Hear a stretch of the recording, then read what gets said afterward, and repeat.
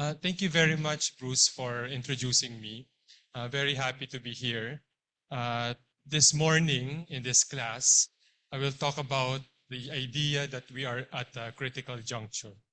Basically, a point in time in our history or trajectory towards the future where it can be this way or that way, depending on the choice of our policy or action. It could be for the better or for the worse. So when one think of this present, very well-known corruption scandal facing us, we could either use this as an opportunity to fix very serious things or let it go to waste. So this is what I mean by critical juncture. So I will discuss some of the risks, opportunities, and ideas that I have collected over the last 25 years of my experience as a development economist. First at the World Bank, then at the government, then now in private sector. And oh, thank you, thank you. Thank you very much. Let me begin by this idea. Many of us are very interested in predicting the future. Why? Because we need to forecast growth, we need to forecast our career path, and so on. So let me give you two ideas. But by the way, this idea was motivated by a movie 35 years ago, 40 years na pala, Back to the Future. I don't know if you have you have seen it in the 80s. There are two ideas. Basically, you can go around in circles. And an example is in the Arctic area, the Indians asked their chief in autumn if the winter was going to be cold or not.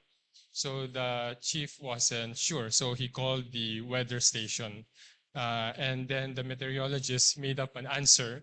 Today, we call it hallucination if you ask ChatGPT. And the meteorologists say, oh, maybe it will be cold. Therefore, the Indians gathered more wood. When the meteorologists saw the Indians gathering more wood, they realized maybe the Indians thought that the winter would be very cold. So the Indians, so the meteorologists, the weather station, they increased the intensity of the winter forecast. And then when the Indians saw this, they gathered even more wood and back and forth. So this is what I mean by going around in circles. So many of the economic forecasts today, what we call consensus projection, is basically analysts looking at each other and say, maybe it is 5, maybe it's 5.6. And they just find the average. And this is what many people do. The second, but in reality, this is what I did when I was at the World Bank. We call it economic projection. We do not just magically come up with a GDP growth. We have to make sure that all the accounts of the economy is balanced. So you have the real sector, the external sector, the general government sector, the monetary sector. So dapat mag-balance. You cannot just come up with a GDP growth when you have a big current account deficit. You cannot come up with a very big GDP growth if you very well know in the general government account your construction or infrastructure has collapsed precisely in recent times due to the corruption scandal. The second thought about predicting the future is what the well-manicured man in the series X-Files, 35 years ago na to, he said, we predict the future, and the best way to predict the future is to invent it. Just make it happen. The reason why I start with this is a lot of the things that we are seeing in our country, the present trajectory, is based on how we have invented it. It's not that suddenly the country became this and that because of magic or anything beyond our control. Everything actually was within our control. And I use this as a starting point in my lecture, as Bruce mentioned, to talk about critical junctures. Inspired by this book by Acemoglu and Robinson, now Nobel Prize winners in economics, Why Nations Fail. So in their book, they explain why some countries do better and some countries do worse because of what they did at a critical juncture of their time. So examples of critical juncture. So these are some examples. So when one looks at the last 50 plus years, one would imagine martial law declaration as a critical juncture, the 1983 debt crisis as another critical juncture, and so on. The COVID-19 pandemic was another critical juncture.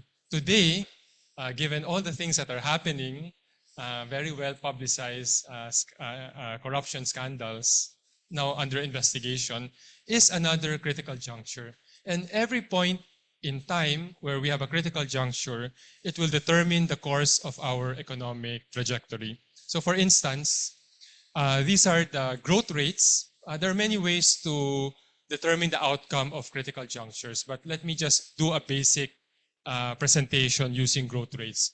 There are some years where we did bad, negative growth, the ones in red. There are some years that we just grew, but barely above population growth. So that is hardly growth. But there are some years that we did a lot of reforms. For instance, between 2010 and prior to the pandemic, we recorded the highest growth average, 6.4%, 2010 to 2019, because of a series of governance, economic, and fiscal reforms. And a lot of these reforms are attributed not only to one administration. It is consecutive reforms that matter. One administration building on top of the previous one. Because no reform can change instantly so many years and decades of policy neglect. So this is what I want to basically talk about. Where we are now headed is the main question. After COVID, after the corruption scandal investigation, where is this country going to be? That is really the main question. And if you look at my introduction, it is not about just it happening by itself. It is based on exactly what we do as a country, the policy and decisions we choose. Now, because of our mistakes in the past, one typical outcome is the very big difference in per capita gross national income between Philippines and Thailand. Once 60 plus in the 1960s, almost at equal footing, now the divergence is very obvious. Even if Thailand has been growing very slowly, the divergence is still very big. So basically the question today is what accounts for the 2,650 US dollar difference in per capita income? Of course, it is not only one event. It is decades, series of policy decisions that we have made. But the question is counterfactual. What would happen if two of our biggest mistakes did not happen? So what if the Philippines did not have the 1983 debt crisis, which was very bad, no? We would be way above Thailand today. What if the Philippines did not make a serious mistake in the 1990s, culminating in a fiscal crisis? That is why we had to raise the VAT from 10 to 12%. We would also be above Thailand. So these are examples of what the Philippines could have been if the policies were correct, better. Where are we headed in the future? Today, our per capita income, according to the World Bank, is 4,470. We are just $25 shy of the upper middle income country status, which we thought we would achieve in 2022, but delayed due to COVID. But the idea here is that a base case growth of 9.2% in nominal terms, so not real, nominal, because GNI is nominal, would bring us to GNI per capita by the year 2035 to around 12,000, which is not very far from today's threshold of high income, but it can be higher or lower depending on the policy decision we make today. And that decision has to be consistently protected for at least a generation. The Philippine growth today is performing well by regional standard. And that decision has to be consistently protected. Okay. But we have to, I think it's not echo, it's parang delayed feedback, lag, which the IT will have to fix. But it is slowing down and low relative to our potential. So basically, we should not be comparing our GDP growth of 5 or 6% and saying that we are the best in the region. That is a given for many reasons, particularly our young population. We should be comparing it against our potential. Our growth in our economic growth in the last, say, 25 years is so consumption driven. Um, of the 5.3% average GDP growth in this period, 4.9 percentage point is consumption. Everything else that matter, how the government functions, how we invest, what do we export, is a minuscule 0.4. So this is not good for long-term development because we are just consuming what we earn, and next year we are basically back to zero. We consume what we earn next year. The real growth can only happen if the light blue, which is about investment, government efficiency, public goods, and export, is much bigger. That is why, um, that is why, let me go here. That is why you see our country from being the top performer in the 70s is now the laggard, having now surpassed by Vietnam, surpassed by Indonesia several years ago. So that is really where we are now. This is a challenge the Philippines is now. How do we catch up? So honestly, it is not enough to grow 6%. My thinking is 8% for one generation is important. How do we get there? We have to seriously think about. So let me go back to a few slides. Our infrastructure spending has significantly increased. Now we know where it goes, unfortunately. From less than 2% 20 years ago, the World Bank, where I used to work, used to say you must reach the 5% of GDP infrastructure spending, which we did. The problem now is we are not very sure if all of that went to infrastructure. We have put a lot of money in government for social services and personal services, basically salary of government official. But many people ask me when I was in government, and today I ask myself, where are the results? So you put so much six-fold increase in the salary of government people. Every year, my salary standardization increase. And you put almost 2 trillion pesos in social services. So people are asking, nasaan napunta? It's a valid question that we should all ask. The problem also was we have not even caught up yet. We have this COVID problem which wiped out so much, 3.4 trillion peso in the economy. But the far majority was not caused by COVID. It is the risk aversion that led to the closure of the economy, the business, and the schools for almost 2 years. So 3.4 trillion wiped out from our personal savings, from the government savings and the private sector savings. Without COVID, we would have been a 21 trillion peso economy in 2020, but because of COVID, we have been set back to 17.9 trillion. So the problem is not only that we have to catch up from 60 years of policy deficit, the problem is also we have to catch up from our COVID mistakes. One of the biggest concern I had was the long-run cost to education due to two-year closure, and why some of my colleagues know I very much protest the additional school closures, especially in this province, is because we are losing so much in future productivity.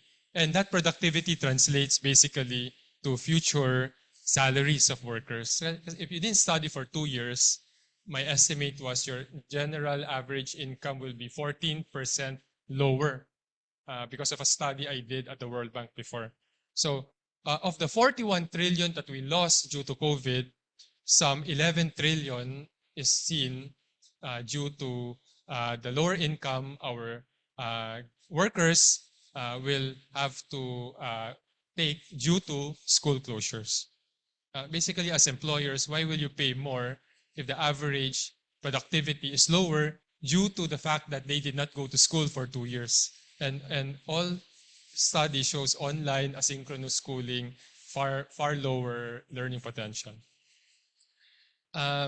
Later this afternoon, I will spend maybe an hour talking about structural transformation.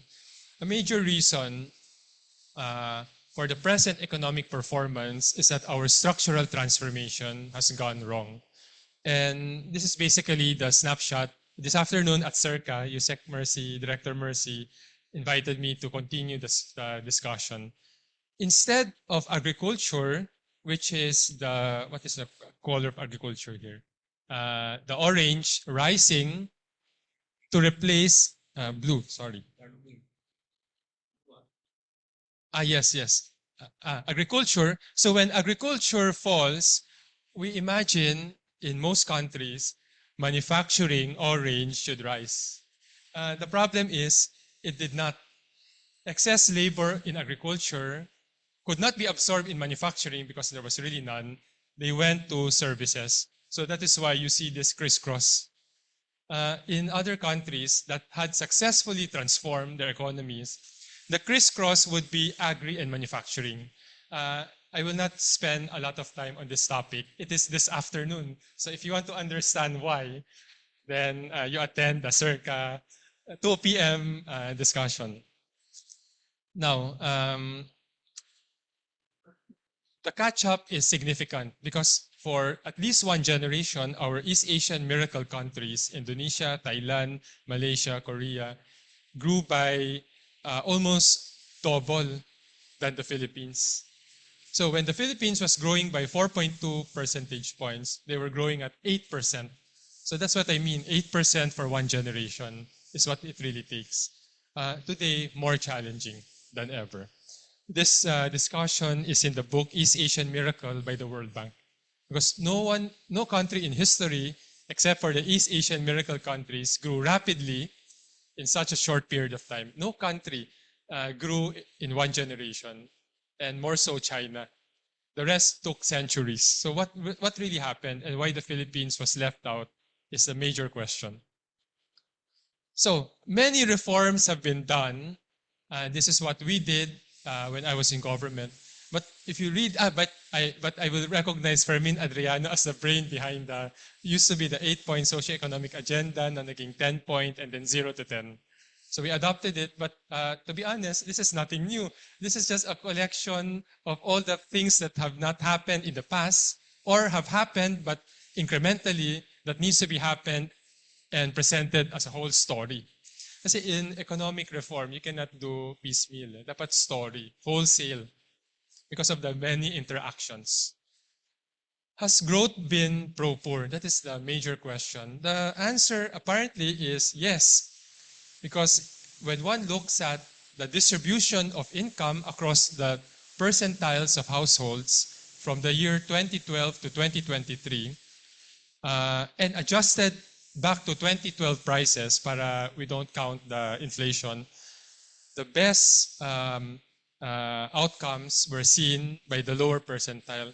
That is why our poverty was able to fall rather rapidly compared to historical, but not as fast as China. So how do you interpret this chart? The poorest 1%, 5%, 10%, their income for that 9-year period where the family income and expenditure survey recorded their income grew the fastest. And then as you go through the percentile of income, it falls. So this is what pro-poor growth mean. It's obvious naman. You can see the growth of secondary cities. You can see all the SM malls in Mindanao and so on. But perhaps the next question is this enough? Is this fast enough relative to our potential? So the country is growing, no doubt. The question is it fast enough relative to its potential? Then I did a breakdown. This breakdown basically is to understand the year before COVID, the blue, 2012 to 2018. COVID, of course, everyone suffered during COVID, 2018 to 2021. But after COVID, apparently, we have not yet had a pro-poor growth as good as the year before COVID. So structurally, something has changed. Kasi prior to COVID, this is what it was. During COVID, understandable, negative, everyone suffered. if you collectively add this, that is the 3.4 trillion peso loss in our savings, our income. The problem is after COVID, what a big part of that is caused by COVID because of the consequences of COVID. But we have to ask ourselves, what can we still change? It will be very interesting when the 2025 FIs come out, what this growth incidence curve will look like. I want to highlight this because I did a breakdown of 2012 to 2018. When we did the train law in 2017, everyone said it's a anti-poor. but the light blue is the best. The reason for that is the tax reform actually, yes, you had to pay more for sweetened beverage, for oil, excise, but we lowered all your personal income tax. And everything we collected from that train law, half went to the poor. Unconditional cash transfer. And everything else was put in social services and infra. So this, I think, one way to explain if past reforms actually were good. Apparently, it was okay. It was quite good. Just to compare, so that you know, this is being done in all countries. Indonesia, in Indonesia, the year 2015 to 2019, this is about the first term of Widodo, was quite good. The rich really was taxed, or they really, but nag-reverse. In the second term of Widodo, you see that the poor people, the middle class suffered the most, the rich people. So policies matter, tax policy matter, fiscal policy matter. Now, already left behind, how can the Philippines catch up? This is the number one question, okay? The number one question. Demographic dividend is almost always the proposed answer. My take is yes, but we only have one generation. If you go to this website, population.io, you can try this. You input your birthday. Mine is July 14, 78. It will tell me that I am older than 71% of the world's population and 79% of the Philippine population. So I am older than 79% of the Philippine population because the median age is 24. So if Professor Bruce, you will try this, you might be, you will be, of course, higher than 79%. But the idea is we are so young a population. You try this, population.io, which was created by the World Bank also. We are young. That is our main comparative advantage. Indonesia and India are middle age. China, Vietnam, and Thailand are aging. Japan, Korea, old. In 2023, before the latest census, the population was projected to be 117 million. And this is our population pyramid. So how to read this? Basically, blue, boys, pink, girls, male, female. Every 5-year interval, ilan yung population. So pyramid, this is a good, healthy population pyramid. It means we are a young population. Then suddenly, when the 2020, we had a census in 2024, which was released last year. Officially, something drastic changed. From a population growth of 1.6, it became 0.8. So this is our pyramid today. The pyramid, according to the 2024 census, has started to become less of a pyramid. There are less babies. Maybe after COVID, something changed, okay?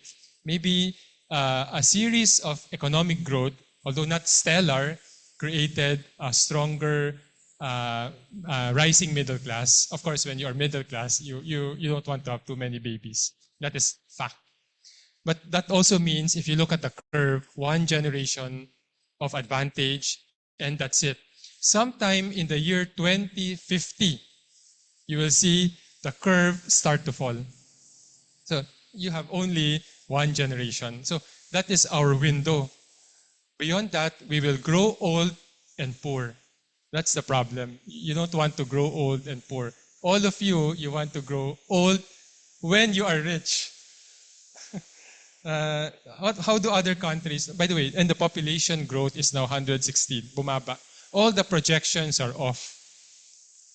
In India, their pyramid is already starting to change. In Indonesia, it is changing.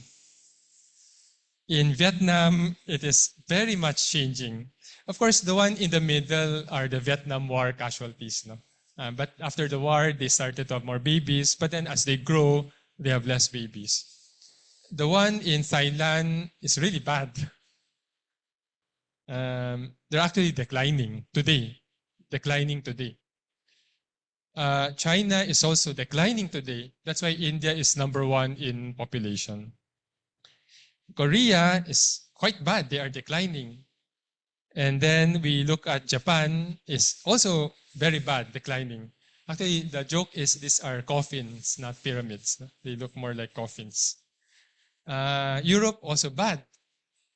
US not as bad as Europe because of immigration, but everywhere there is going to be drastic shift in the demographics, giving us, in my opinion, a one generation advantage.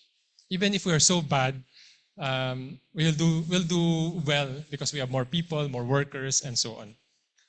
But there are so many risks. The risk is not that we will sink. We are not like failed states, but that we will miss out on opportunity again and again and again, as in the past. There are global risks, there are domestic risks. Today, I will focus on inflation and spending quality.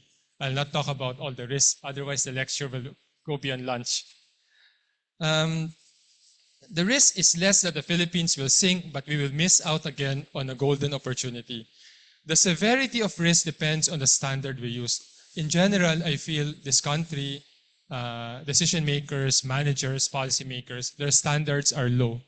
You look at Vietnam and China, standards are so high. So that is why sometimes we feel na okay lang, walang risk. But if you up your standard, the risk is very clear. All the risks, of course, point to some failure in governance. When I was in NEDA, Yusek Mercy was with me. When something totally goes wrong, I only ask the person accountable to choose between 4 reasons why something went wrong. Is it mismanagement, gross neglect, incompetence, or tsunami? Traffic, earthquake, typhoon, these are not excuse. All of them point to some management or governance problem. The main outcome of this risk is a wasted demographic dividend and consequently higher overall inequality. And by the way, it's not many poor people that creates problems. It is inequality when people feel unfairly treated, why I was not given an opportunity. You know, if everyone is poor, you understand each other.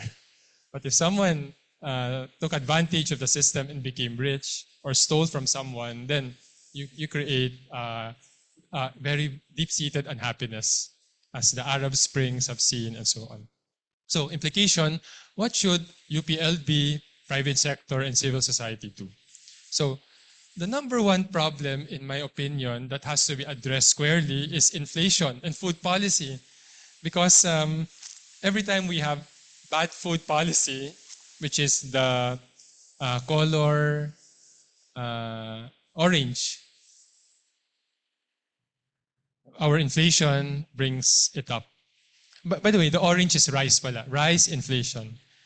So every time there's, almost all the time since the 90s, it is not oil, it is not petroleum that caused inflation. It is bad food policy. That is why when the four of us did the tax rice tarification law, Bruce, Fermin, Mercy, for the first time, the prices of rice sustainably was negative. Even, to be honest, the inflation was not disastrous, no? But we used that opportunity, the critical juncture, to fix a 30-year-old problem. Because every time this went up, this went up, this went up, it went up, this went up, and so on. And then uh, we have to address this major problem. The gap between the farm gate and the retail price is more than double. Uh, it's not a topic I want to dwell on today, but just to expose the problem so that you can read on your own. A big part of the problem is in the past, we just restrict importation. We honestly want our farmers, our rice farmers to do well, 3 million farmers. But we also want the 116 million Filipinos who depend on rice almost 3 times a day to also do well. So we have to have this balance. When importations fell, because even though there was rice tariffication, we used non-tariff barriers by not issuing the phytosanitary permit. When it fell so low, we imported so low, inflation went so high. And when we started to import a bit, started to go down. So that's an example of something that has to be really fixed. This is an example of what I mean by the real problem is, yes, we want to help our farmers, but why force our people to pay double for rice when we can get them half the price and make the children healthier, have nutrition, go to school, and so on. That is why the four of us thought about rice tariffication. We import the rice freely, charge a tariff, and give everything to the farmers. I think the question now is, what is the impact of the RCEF? Someone has to do impact evaluation of the RCEF. Now extended by the amendment to the rice tariffication law by up to 2031. And the next issue that I want to say is spending quality and outcomes. It is not true, in my opinion, that the government has no money. We have a lot of money. Fiscal space has increased significantly. What is fiscal space? It is everything that is outside interest payment, IRA to the LGU, and salaries. So we have put a lot of money in health, in infra, and so on. We have also increased the subsidies we give to the people. So this is not exhaustive. I just did an accounting. In 2025, 389 billion pesos are going as ayuda, subsidies, AKAP, TUPAD. Unfortunately, except for CCT, all untargeted. So the question is, are the social outcomes actually better? This is actually an increase from 284 billion during COVID. And in COVID, we actually increased it so much. And then after COVID, it did not go down. We continue to increase it. So this is I will just share the slides to the audience later. So if you put 389 billion a subsidy, surely we want to know what is the social outcome. One example of the biggest disconnect is health. The stunting rate, basically your height is not enough for your potential, has been falling very slowly. And I imagine a big part of that is due to high food prices. This is not commensurate to the very big increase in health spending because we passed so many sin tax. 5 times we passed increases in sin taxes in the last 2 decades. Look at Vietnam. Vietnam's stunting rate has fallen much faster, the blue line. And honestly, the per capita spending of health in Vietnam is not significantly higher than Philippines. So in other words, hindi yung kulang yung pera. It is management. It is how you implement things, okay? Of course, it helps in Vietnam. They eat rice at 20 pesos, yung totoong 20 pesos. That is market-driven. Here, it has to be basically policy-regulated price. Of course, my most concern is our education has really gone way down. We are number 77 in the PISA, which is an international comparator test. worse than Palestine, which has been at war. Worse than, so if you look at this, saan ba yung Palestine? Philippines, where's Palestine? Palestinian Authority, better. Of course, why that happens, we are very baffled. So, the very low PISA score suggests that our demographic dividend could be a fantasy. And I think that is a conclusion if we don't do anything. That is why some of you know I really detest the baseless cancellation of classes. Vietnam schools are actually better than British schools, malayo. And this is reported in a major British newspaper. I already showed you this. 11 trillion is what we have lost, and we have more cancellation. I want to spend some time, because this is a university, talking about the EDCOM2 report. EDCOM2 is an education congressional oversight committee. It did fantastic analysis. We now know each and every problem, but I want to spend a bit of time because this is a major risk. Because my argument is critical juncture, we need to make sure our people are healthy, and therefore food policy and inflation must be addressed, and therefore they can study. But if we don't address the education problem, then sayang. I think the window will totally close in our lifetime. The Philippines test score is among the lowest in the region. This is the overall PISA, the Program for International Student Assessment. It basically tests you in science, math, and English. So just slightly better than Cambodia.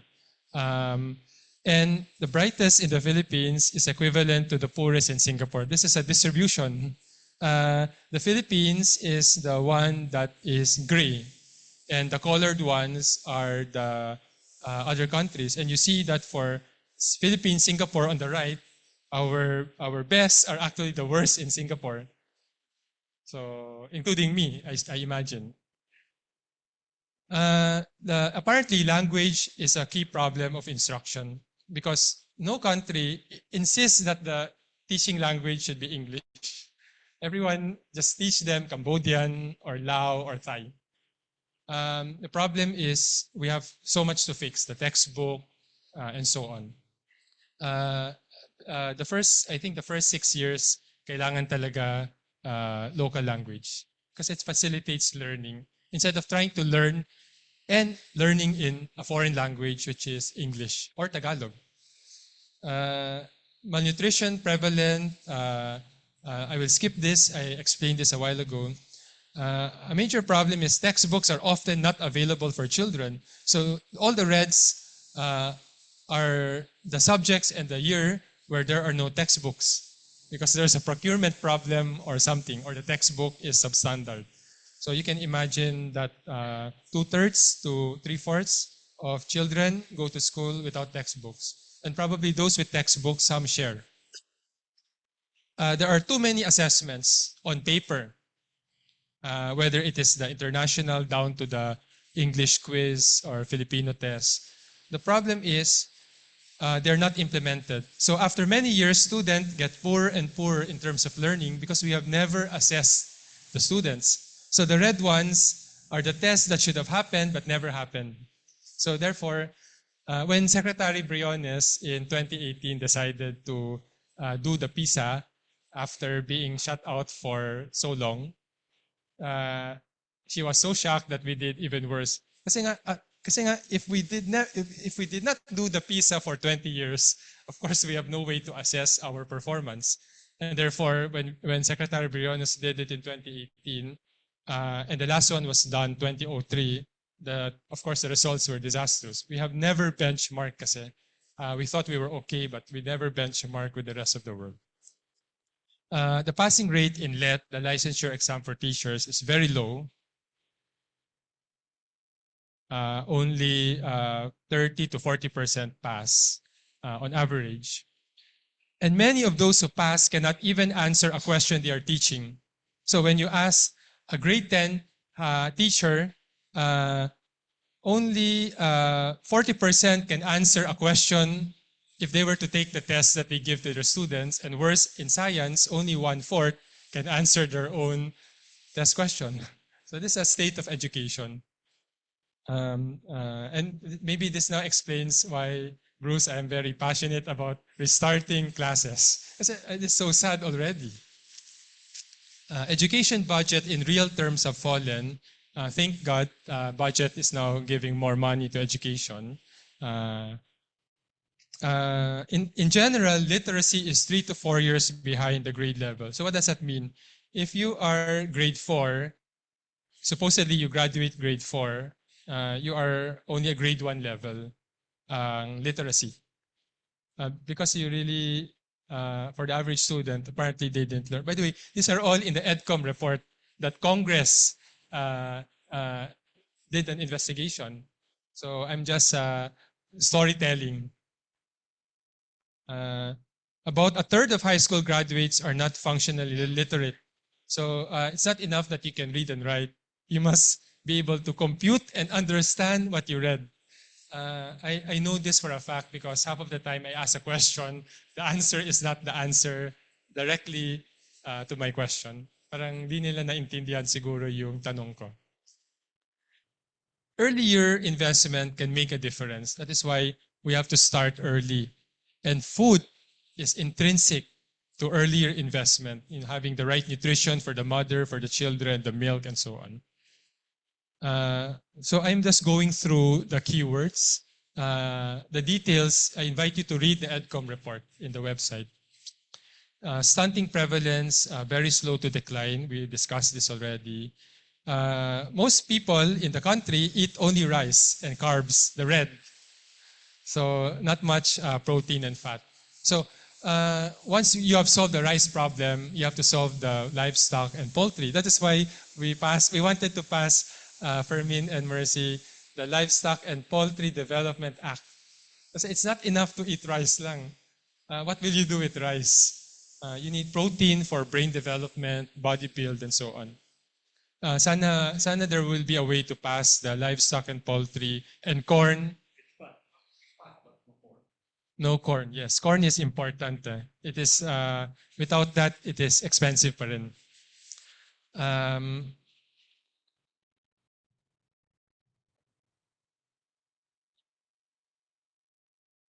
Let me now talk about concern that I have had, which is now a national concern, of the excessive class cancellations, especially in this province. According to the EDCOM report, 30% of class days were lost in the year 2023. In the first semester of 2024, where the report covered 31 out of 80 school days, or even more, 39% of classes were canceled. So if you have Monday to Friday, you only go to school 3 times a week. In July to October, 30%, in July to October only, 30% of school days were canceled in Laguna province. You know this very well. Our governor suspended class for 14 days because of an alleged earthquake. The problem is, most of them have, I'm sorry to say, little or no basis. I talked to Secretary Solidum and Pag-asa and PIVOLS. There are many days that we canceled without, there's no real earthquake threat, there are no storm signal, the rainfall warning is not even yellow, the storm is in Babuyan Island or west or east of Samar. We announced class cancellation too early. Last Tuesday, no class, di ba? But sunny, because we canceled 60 hours in advance, and so on. Sometimes OP or DILG will cancel for the entire 8 regions when the typhoon is only in northern Luzon. Of course, you know this, the 14 days are alarming. FIVOLC said, di kami nagbigay ng advice sa kanya. And then we also canceled because mainit, there's volcanic ash, there's a transport strike, there's an earthquake. So that's why when you add it all up, it's so much. And actually when DepEd presented the data to DILG, the reaction of DILG, I was told, was ang dami pala. So no one has been doing the accounting.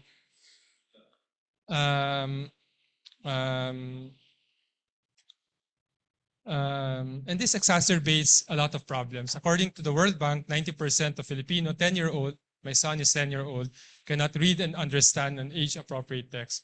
I showed my son the accounting of no class, and my son, who is 10-year-old, said, "Oh my God, too many no class. I am 3% dumber."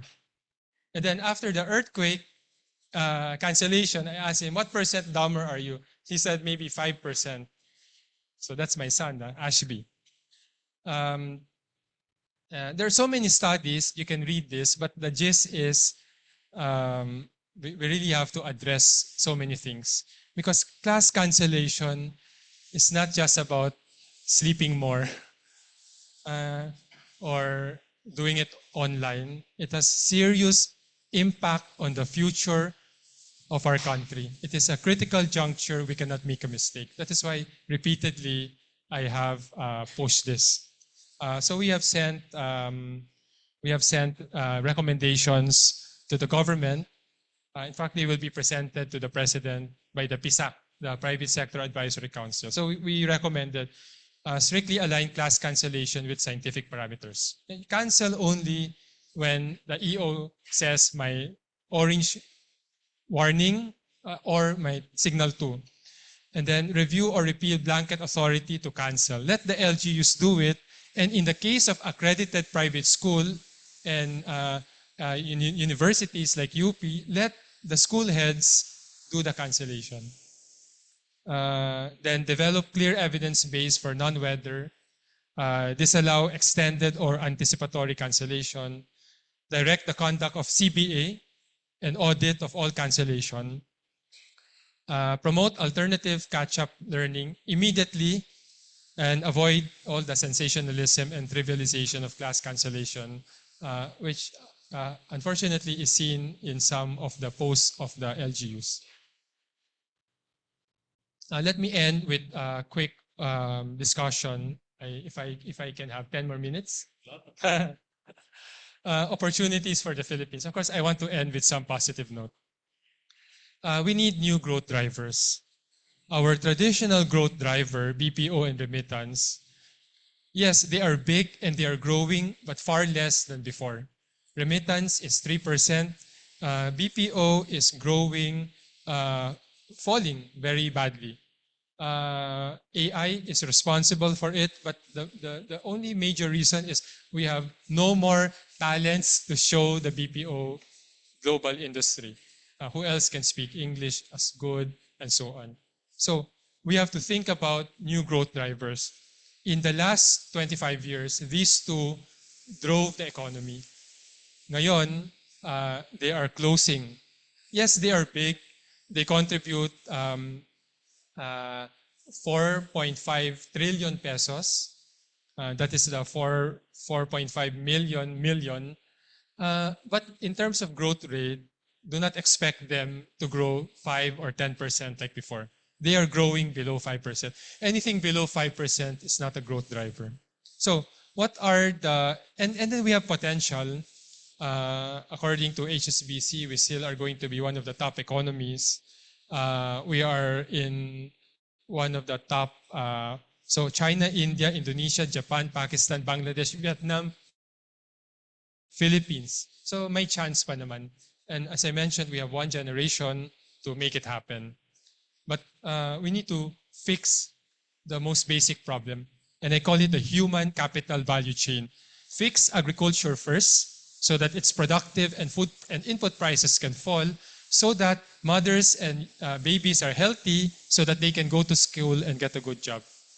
On the other hand, the lower input can help improve manufacturing. That is the lecture this afternoon. But for now, I want to talk about 3 hopes for the Philippines. First, we should exert 100% effort in developing 3 kinds of tourism because people are our best comparative advantage.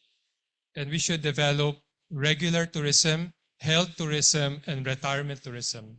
So regular tourism is doing so bad. 4 million tourists from abroad. Our neighbors can do at least double. A big part of that is marketing, infrastructure, but a big part of that is real coordination of the whole tourism industry. unlike other countries, we cannot even market well. Our last two tourism advertisements in CNN were unfortunately plagiarized, if you remember. No? Health tourism. We should have a way to bring the old people here and retire with their families instead of sending away doctors and nurses. Can you imagine if you only capture the Japanese and Korean market? That is fantastic opportunity for Philippines. Uh, I believe they will get out because healthcare cost is so expensive. Uh, Everything is relative price kasi. Even if we are the worst, relative price makes us relatively better. The next one is manufacturing. I am less interested about the growth of manufacturing. I am interested in having a manufacturing sector to absorb excess farm labor. Kasi if we develop agriculture, Fermin knows and Bruce, what will you do with 10 million workers? You only need 1 million. You need to bring the 9 million somewhere else. And it cannot be informal services again. It must be manufacturing. So my wish is we will develop manufacturing so that we have a place to put the 9 million excess agriculture workers. In the event that we develop agriculture, it mechanizes, and with scale, you do not need force, almost slavery type of workers who toil so in very difficult position. So that is manufacturing. And opportunity is use the trade war, use the Trump economics to attract as many manufacturing firms to the Philippines that are leaving China. Yeah, they will all prioritize Vietnam, but how much can Vietnam offer? Their population is starting to slow. Their minimum wage is increasing. Before, we are not competitive in wage. Now we are. Our manufacturing is concentrated but has potential to expand. This is basically what we export.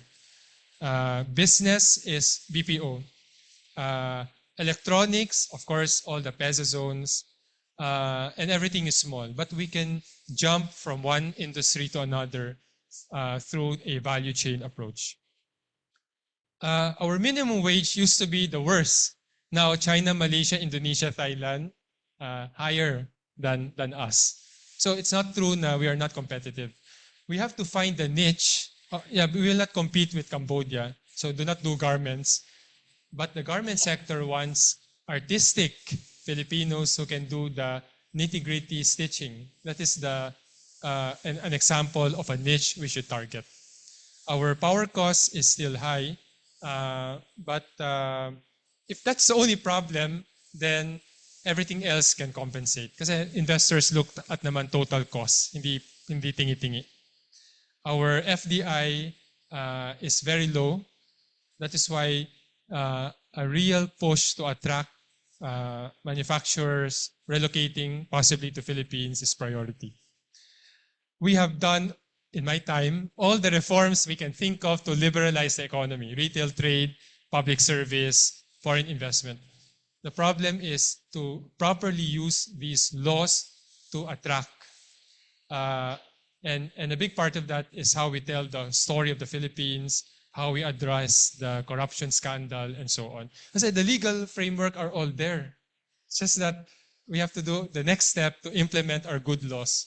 Unfortunately, we have the habit of having very good laws, but amending them because the bureaucracy is not adept to implement first best laws. So we have to downgrade some of the laws. And I will not mention them, but some of you already know them. According to Balawing and Mendoza, there are ways to diversify and upgrade. So I just invite you to read the paper. Route 1, you leapfrog. Basically, you jump to something new like AI, but high risk yan. The route 2 is step up. You jump from sector to sector based on your experience. So if you used to do maybe assembly of electronic parts, maybe the next step is you do the R&D of electronic parts. The route 3 is native industry. I think that is hopeless. You cannot continue to sell bibingka and handicrafts to the global market. I mean, they will buy for display, but nothing else. then they have a list of all the targeted sectors where we have comparative advantage. So in a way, I have hope for manufacturing. And they did a product space visualization to basically tell us where we should jump next. So if we ever do an industrial policy, it should not be what the leader wants without basis. It should be based on that.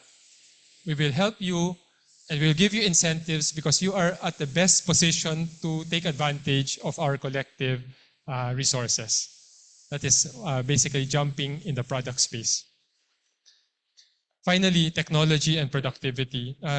According to the World Bank, sustaining high growth can only be achieved if the Philippines succeed in sustaining high total factor productivity. It's not about the people and the capital. It is how you mix the resources to be efficient. Productivity is key to future economic growth. The problem is there is little encouragement today that we are a real driver of R&D, even universities, kulang. If you look at patent application, we used to be the top in 1980. We are now lower and 50% lower than the average in the region. Patent kasi is basically new ideas, invention. And unfortunately, most of the patents filed in the Philippines are by non-residents, like Unilever, the multinational company. Very, very few people in the Philippines, residents, like Professor so-and-so, filed a patent. So, konti. So we have to really put significant effort in STEM courses, for instance. The impact is so significant.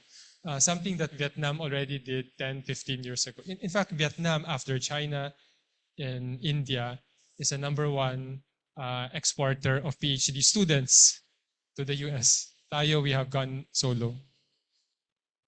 Our R&D talents are not there. So if there's something I would maybe advise UP is really to focus on a lot on R&D talent creation. But you know, talent in R&D can only happen en masse at scale if basic education is there. If most of the graduates of basic education are not up to par, your pool to create, to find geniuses for R&D is so small. That's why India can do it better because not only they have 1 billion people, they have a very strong, stronger basic education. China, Vietnam also. This matter because we are now at the era of AI. Everything about AI is exponentially increasing, whether it is the growth in transistor count per chip, the time it takes to reach 100 million users. ChatGPT took only 2 months. The number of AI patents and papers on machine learning and AI. So these are exponentially increasing.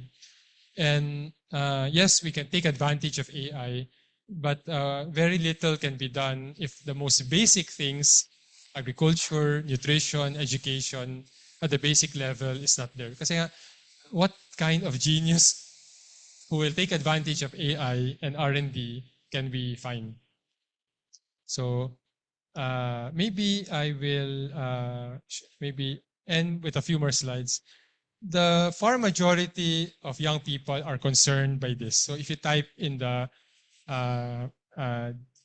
search engine, will a robot, it will automatically fill up what the suggested search of 1 million people have searched in the past. Take my job, steal my job. So the real threat of AI is here. The truth is, many of us educated, AI will be a complement to our jobs. So a student doing research, asking AI, not to hopefully create the substance, but to check and review. My tip, because I handle AI in the Ayala Corp, do not use AI to create new content, like your essays, like your, use it to review and enhance what you have originally created. Because the study unfortunately show that if students use AI to create original content, their everything, creativity, their cognitive skills, they fall. the problem is for majority of our countrymen, AI is a substitute. So this is a major problem, and we need to narrow that gap. Okay, so I will end with this. The outcomes can be unequal, that is due to many factors, but we can make everything of, we can work to make opportunities equal. This is what I used to show in all my presentation. Many of us studying today, we have our basically our resources from our parents or the school or our intelligence to bring us up quickly. The far majority are like the child at the left who has to struggle. What else? Well, this is my personal ending. I told Ashby, that was me when I was in NEDA. He was 5 years old, now 10. And now Kobe, three things, because he asked me, I'm trying to make him understand his future. So I said he should study very well to help find solutions to our problems, care for the planet, and care for the poor people. So thank you very much.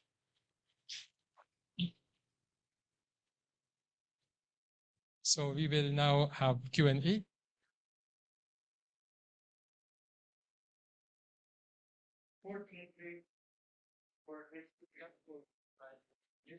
Use mic yata for the Zoom to give. Fortunately, our history is one of a litany of missed opportunities, and to some extent, that's what Dr. Karl showed us today. The key question here is, how do we grasp those opportunities and make them happen? And that's been a key theme in DVST 391. So I'm looking for students for next term. And tell your friends too. Yeah. So any questions? I'll be traffic cop for Karl. Oh, Yes. it's very difficult. The Fermin is asking a question. Fermin, yeah. Dr. Adriano. There seems to be, in terms of the economic analysis, that there are a number of threats to to our future development trajectory. One is the threat of the AI taking over the BPO sector. So it's just a matter of time before they said that the AI will take over those jobs. That means a lot of people, because there are millions of people engaged in BPO, who will lose their job. And of course, there is a bill pending in US, the offshoring kind of thing, that they want everything to be in the US. That's one. The second problem is that it's in terms of our foreign policy. I think we have been too associated with the United States, with the US, that we forgot to improve relationship with the growing economies of China and even India and the rest of the world. In fact, if you look at other countries, they become they joined the BRICS, basically the BRICS now, and that would be a major setback to the Philippines if we don't cultivate that, because we will be denied market simply because the U.S. has already imposed a 19% tariffs, which unlike other countries, it's actually a threat to our coconut industry because palm oil has a zero tariff. We have a 19% tariff on coconut. So our biggest coconut oil export is in the US. That practically wipes it out. So those are the two things. And the last one is that it's basically saying that, as Professor Justin Yipu Lin said, that if you want accelerated, high, sustained growth, the government should invest in those activities wherein the country has the comparative advantage. In other words, you just show it. There have to be, there has to be some people telling the government, or experts like you, telling the government that this is the proper way, and them listening to you. The only problem that we have, as our mentor said, is that we are unelected and unelectable guys. Those who govern are normally those guys who are unelected and unelectable. So how do we push for this in terms of our advocacy? Thank you. Thank you, Karl. We hope you will be in government again. To push ideas.